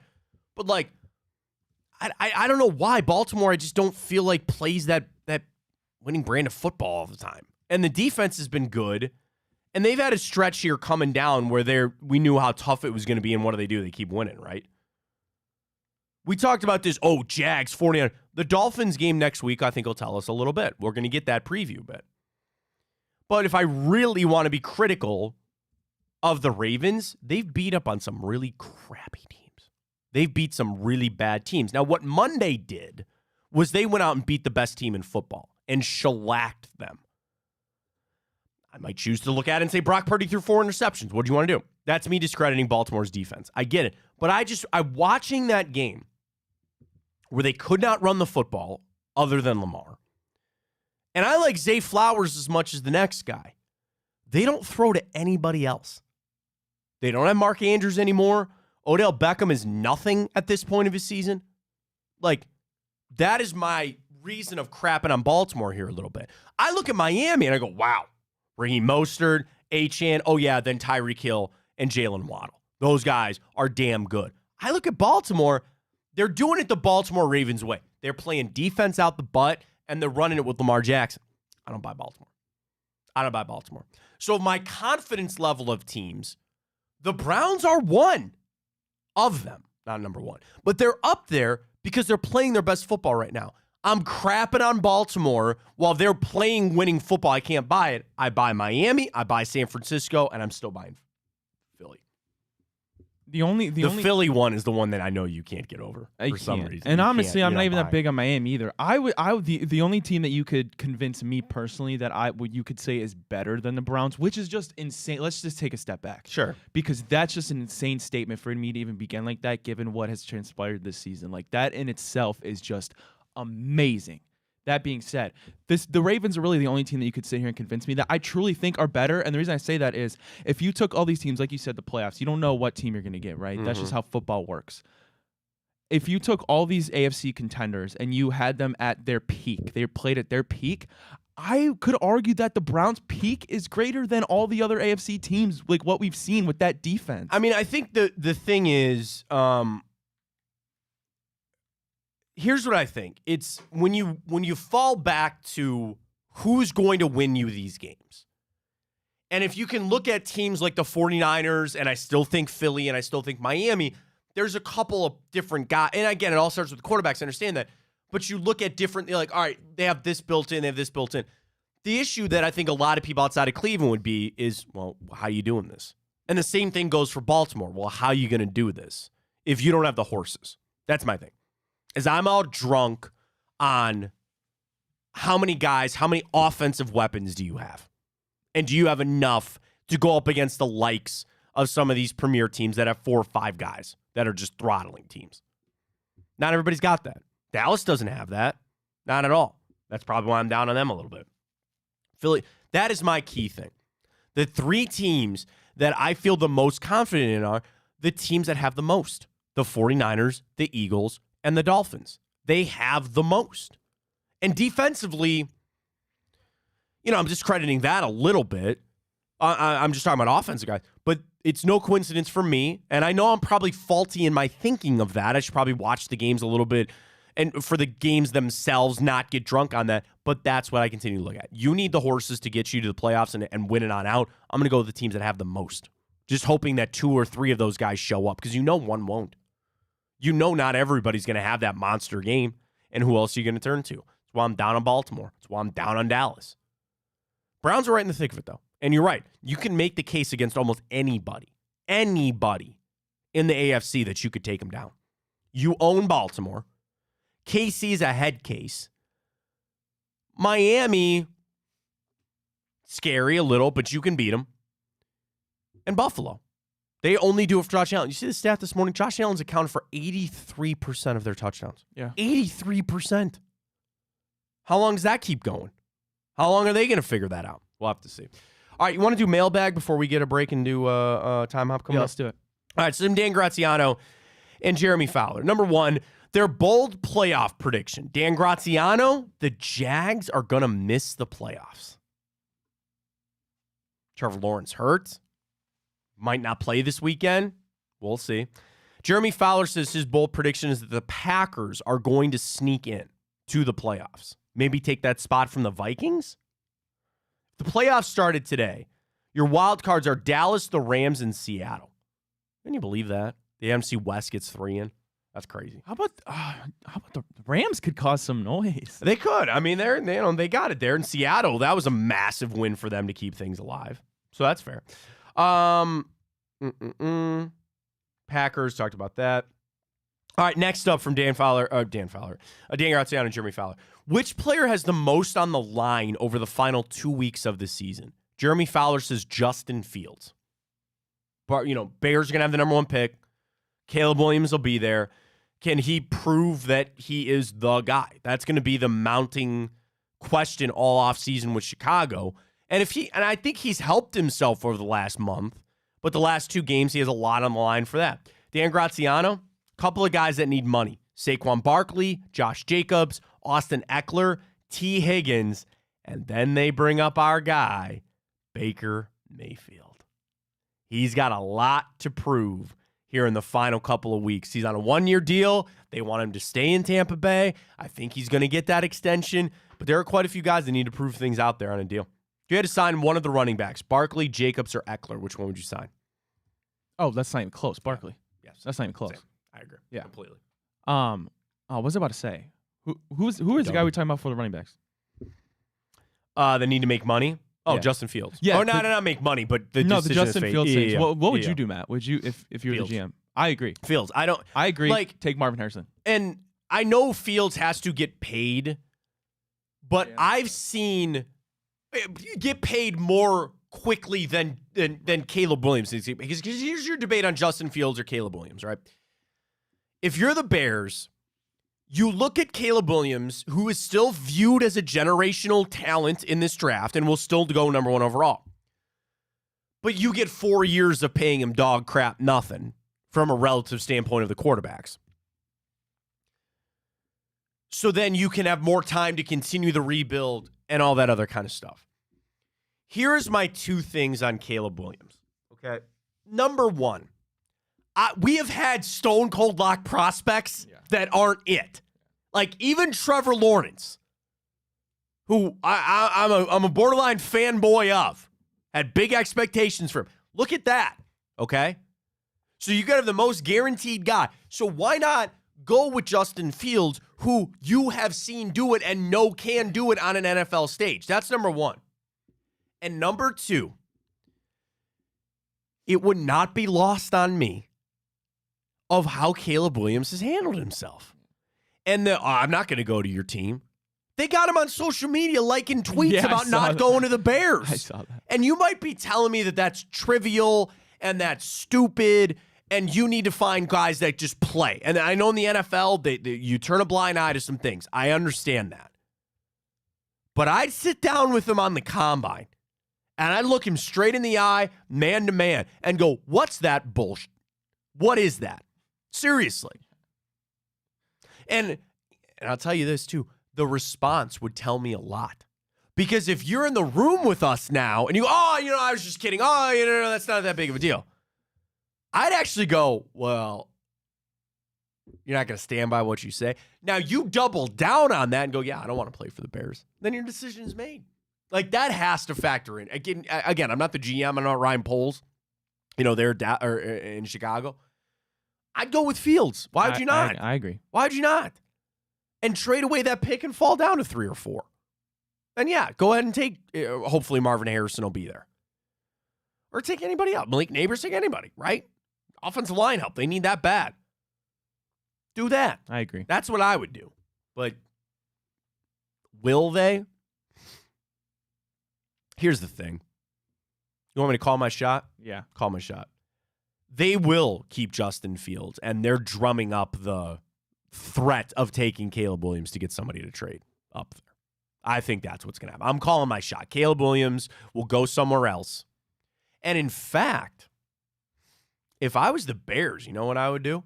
Draft him, then trade him. Right? Can you do that in the NFL? I think you can.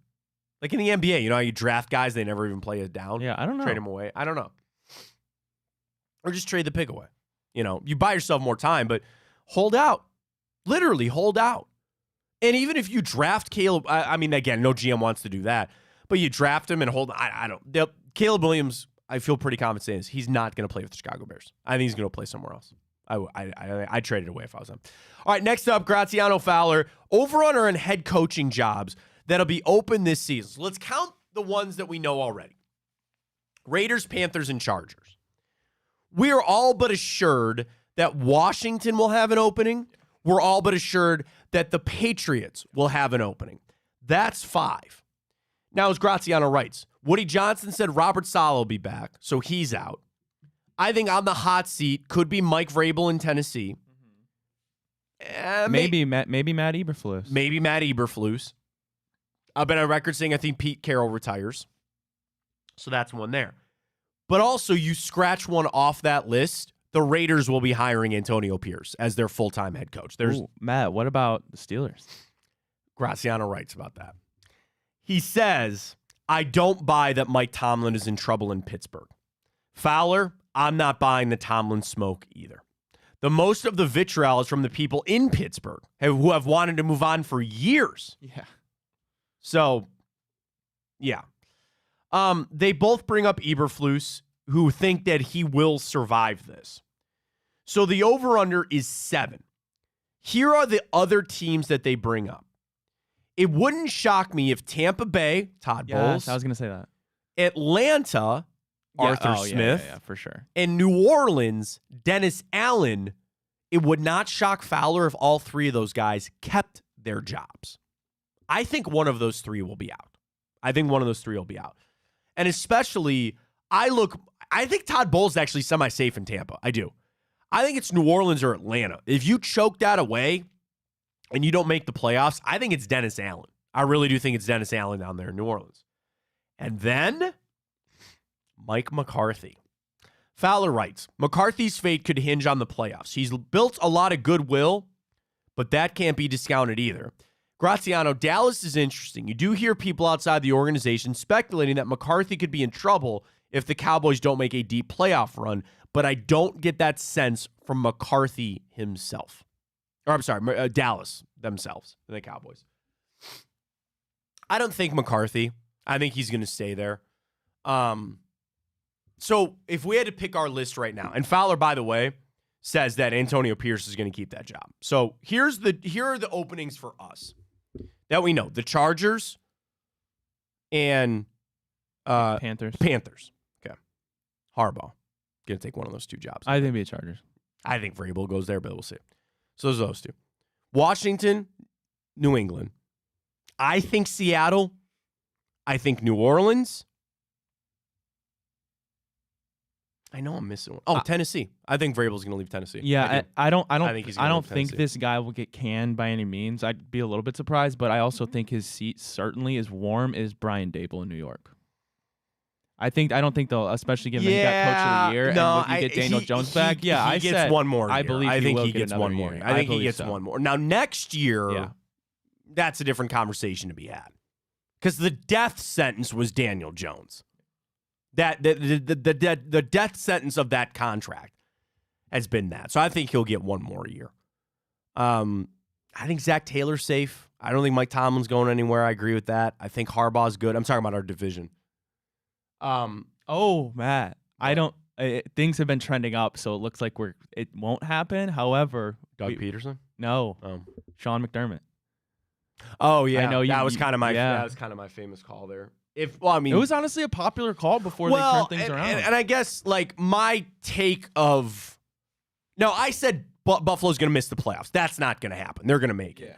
But my take of them having a big downturn this year kind of hit a little bit. Yeah, McDermott could be an easy one. The thing is that his decisions have worked. Like firing his coordinators the way that he did. He ran Leslie Frazier out of there. They move on from Ken Dorsey. They've kind of figured it out. But you could also, if you were being really critical, be like, dude, Josh Allen just pulled your ass out of the fire. Like him playing to the level that he's played to, that is what has pulled you out of this.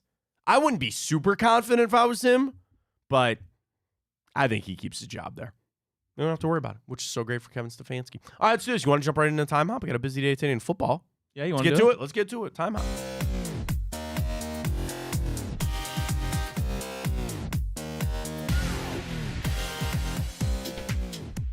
All right, a little post-Christmas action, the 27th of December. Dude, can you believe that we are just days away from 2024? Time flies. This year has been insane. But anyway, let's get to it. If you're new to the show, first off, welcome. We do this every morning. We go back this day in history and tell you what happened. Sports, non-sports, no movies for you today. Nobody releases movies around the holidays, so it is what it is. But nonetheless, let's get to it, including this day, 2020.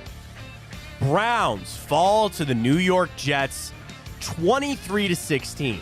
Now, we know 2020, we still ended up making the playoffs. Now, the problem was that we could have clinched, and we didn't. And we fell 23-16. Starting quarterback for the New York Jets that day, through touchdowns, beat us. This is 2020? Yeah. So what? No, it wasn't Zach Wilson. No. The year before. Yeah. Mike White. Sam Darnold. Oh, Sam yeah, Darnold. that's I remember right. this game, yeah. Baker had no touchdowns, no interceptions. Nick Chubb and Kareem Hunt each had a rushing touchdown in that game. Dude, you want to talk about how crazy this is? The Jets beat us. We were 10-5. The Jets were 2-13. Was that the game we had no receivers? Austin Hooper, Yeah. your leading receiver. Jamarcus Bradley had 60 yards, and then Kareem Hunt and Nick Chubb. You had no Jarvis Landry. You had no Odell Beckham. You had no Donovan Peoples-Jones. You had nobody. Hollywood Higgins wasn't in that game. You had nobody. I remember that. It's right. And we kind of chalked it up because we go, everybody got COVID. The Jets beat you with Sam Darnold. Frank Gore was their leading rusher, and Jamison Crowder, who I think didn't he have a long touchdown in that game? I don't remember. He was their leading receiver. That's who you lost to this day 2020. Kind of chalk it up. It is what it is. This day 2015, Browns fall to the Chiefs 17-13. Chiefs were 10-5 on the year. Browns fall to 3-12. Johnny Manziel threw for $136, ran for 108. Your lone touchdown came from Isaiah Crowell on offense. Alex Smith, 2 touchdowns and interception in that. Remember Sharkhandrick West? Yes. He was their leading rusher in that game for the Kansas City Chiefs. He was good in fantasy for a little bit. Yeah. Yep. Kelsey, 6 receptions for 43 yards and a touchdown. Big Play Garrett was your leading receiver this day 2015 as the Browns fall to the Chiefs. All right, a positive one finally. Excuse me. Browns beat the Raiders 23-9 this day 2009.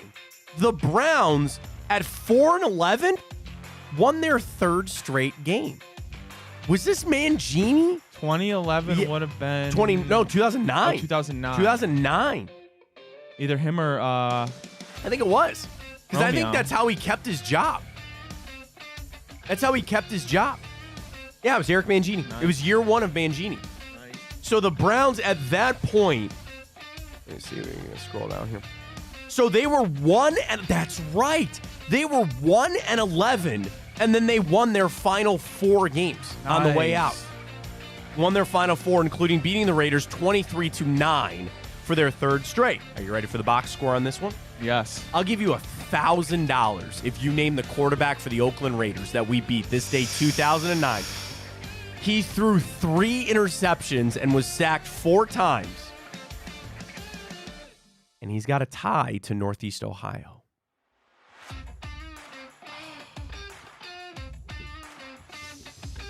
A tie. So he's from Northeast Ohio? Okay.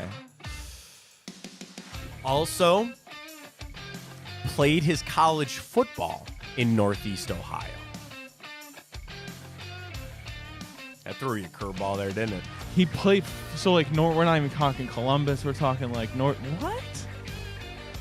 Is it a D1 guy? So, okay. I would insert a joke about this team not really deserving to be in Division I college football anymore, but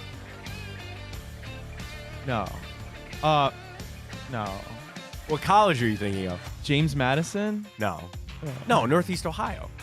Oh, I mean John Carroll. Not That's what I John meant. Carroll. Well, they're D3. Oh, This yeah, is that's a true. legitimate D1 Oh. program, but they don't really deserve to be a D1 program because they're really not. Kent State? Close. The other one. What's the other one? What's the other one? You can't even think of them because they're so bad at D1 football. Who's Kent's rival? I don't know. Who is Kent's rival? Akron? Oh, Akron. Akron. Okay, I didn't know they were the rivals. Akron. I'm not a big Mac guy. I don't know too much about the Mac. I could not tell you a single quarterback that ever played football at Akron. Willard, Ohio's own, University of Akron, Charlie Fry. Wow. Charlie Fry That's a name I started haven't for the heard in a while. Raiders this day 2009. He threw it 45 times, 3 interceptions. Derek Anderson had a touchdown. Jerome Harrison with that legacy streak that he had 148 yards and a touchdown in that game. Your leading receiver was Mohamed Massaquoi. Yes. Mohamed Massaquoi for the Browns this day 2009. This day 1981, Wayne Gretzky had a 5-point game. He had 4 goals and an assist against the Kings. Here's the crazy thing.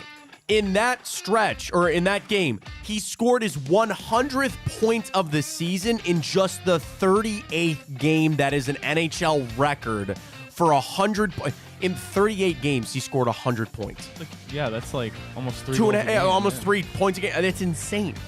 And I know Gretzky, I actually just watched a video of him, and he was talking about when he passed Gordie Howe. And because Ovechkin's on his heel for goals. And can I be honest with you? I kind of hope he doesn't get it. Like, I want Gretzky to stand the test of time, and I know he will. And Gretzky said he felt he was sad. He was disappointed that he had to pass Mr. Hockey. And his dad said, he goes, think about the excitement that Gordie has for you to do it. Just keep that same energy when somebody passes you. That was his line to Wayne. He's a great one. Obviously, he's the best of all time. But again, 38 games to score 100 points. That is absolutely insane. He did it this day 1981. This day 1974. First of 2 for Archie Griffin. He wins the Heisman this day 74. I feel pretty confident saying this. They won't ever have another 2-time Heisman Trophy winner. The Heisman, they don't want another 2-time Heisman Trophy winner. They don't. Now, you could have, I guess I say that, I think it's a 2-front war. Number one, you would have to do something so insanely incredible in your second season to basically beat over the head the Heisman voters that you deserve it. And also, with the transfer portal and with guys leaving and all that, I think Arch's 2 Heismans are pretty safe. He won the first of 2 this day, 1974. Next up, this day, 1964, a championship for your Cleveland Browns. They beat the Baltimore Colts 27-0 to win Cleveland's last championship prior to the Cavs in 16. Gary Collins had 3 touchdown receptions from Frank Ryan, all in the second half, because Ryan, they beat him 27-0. It was scoreless at halftime. Wow. And the Browns go out there in the second half and beat the Colts this day 1964 to win the championship.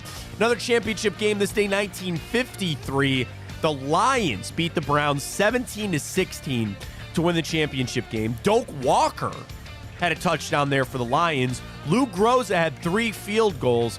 Detroit was down 16-10, with just 4 minutes to play. They go on an 80-yard touchdown drive to take the lead. Otto Graham was then intercepted on the final drive for the Browns. The Lions get the win 17-16. You want to hear the funny little stat, I guess, if you will, for this game? The player payout for this game was the highest in history at that point. The winning team got $2,400. The Browns got $1,600 per player for losing the game. That was the highest payout, the highest player payout. What year was that? 53. You doing the inflation calculator? Any guess? I got it pulled up. All right, $2,400 in 1953. I'm going to say would be $80,000 today's money? Not quite. Okay. $26,678. Oh, wow. Okay, so not even close. Okay, so there you go. So they got 26 grand. Now the guys make that per snap in the NFL. This day, 1932, Radio City Music Hall opened there in New York. And then this day, 1904, J.M. Barrie's play Peter Pan opened in London. Nice. 100 years for Peter Pan there. A very happy birthday to the one, the only, the great Mr. Nick Chubb, celebrating a birthday today. Lakewood, Ohio's own and former Yankees catcher Jim Leyritz celebrating a birthday. Carson Palmer, Timothy Chalamet, Haley Williams of Paramore, and wrestler Goldberg all celebrating birthdays today. Goldberg's intro is unmatched. He's got the sparks flying, and he just walks out, and they're Goldberg. Who is this? Bill Goldberg? I don't know who that is. Google him. He's a scary guy. Pretty scary guy there, but great wrestler. I would say he's up there as one of the better of all time. I would say they're in history there for Goldberg. So celebrated a birthday for him. Excuse me. Oh, man. Staying home with the kids for a week and then see what illness you... I was just not getting sick. I was getting over it. Yeah, you were. Right back at it. Right back at it. You know what's right back at? Tipico gets to the folks. Is our boost up? They were on it. They've been pretty quick on it. I want to see. Let's go take a look. I can't wait. Folks, we got a boost tonight for our friends at Tipico. Get over to the website. Get over to the app. Download it. Use the code BIGPLAY100 when you sign up. Deposit and bet $25. You get $100 in bonus bets, and they're going to throw our boost up. Not up quite yet, but nonetheless, you can bet with our friends on Tipico. Do you see Dave's money line for this weekend? Yeah, all the Browns, reverse Malloy here. But he's got Seattle over the Steelers, Patriots over the Bills, Panthers over the Jags, Titans over the Texans, and the Raiders over the Colts as the Browns pay out there. Is insane. Folks, we have a lot of fun with Tipico. We love them. They're going to be back on with us next year, which is so exciting. Excited to really kind of grow that out. Sonny joins us at the end of every week. It's a great app to use. It's great. And you use the bonus code BIGPLAY100 when you sign up. You deposit and bet that $25. You get that $100 in bonus bets. You can bet on whatever you want. College football today. Basketball's rocking. Of course, as we know, everything that's going on with football down into the playoffs, it's going to be so much fun. So get signed up today. Tipico, use that code BIGPLAY100. It's crazy to say we're into football tomorrow, man. Yeah. We are into a game. So let's do our Thursday report card tomorrow, getting ready for the Jets and the Browns. We'll still save our NFL picks and Sunny for Friday. But, folks, a massive game. A playoff clinching game at home tomorrow night. That's what we ask for. It's so much fun. So, quick update for us. We're in tomorrow. We are going to work Friday. We'll be off on Monday. So, we're going to be in the next couple of days. No, Weiskopf's going to join us again from the OBR. We'll talk a little Cavs, maybe. Maybe we'll get Danny Cunningham back on. We'll talk a little Cavs. We'll do that maybe tomorrow. But we'll see how everything plays out for the Browns tomorrow. We got game day tomorrow, man. And I know this, too. I got tickets. You can't find them. I got people asking me. I'm like, dude, I think they're really hard ticket to find right now. And going into the game, question's going to be the special teams. But other than that, you're feeling pretty good about getting a win tomorrow night against Trevor Siemian and the crew. So it's going to be a lot of fun. So we'll rejoin everybody tomorrow for another edition of the show. Chico coming up later today. We've been shifted all this week with the holiday. Josh and Maria, Thursday, tomorrow. They're going to do their show tomorrow. Right? I'm yawning. I actually think, I believe Chico might be off today and tomorrow. Okay, so Chico's off, so he'll be off a little bit. But the return, yes, a special edition of the return with Josh and Maria Cribbs will come Thursday night before the game. We got Drennan tonight? He's no on location. Drennan. No, he's off location. Next Okay, week, so Drennan next comes week he'll back. be back. We got it all rocking here for you folks on Big Play. Again, we appreciate all the support. We thank you so much for it. Across all of our shows, we've grown this thing so much this football season. It's been a lot of fun to be joining everybody every morning. So, again, shows here and there. We're back tomorrow 9 to 11. I can tell you that much at the very least. So we'll talk to everybody then. Same bat time, same bat channel. For Ryan Tyler, I'm Matt Fontana. Come on, Cavs. I need it tonight. I feel really good about that +3. I feel really good about it. Our boost is going to get up. Rock it out tonight for the Cavs. We'll talk to you tomorrow. As always, take it easy.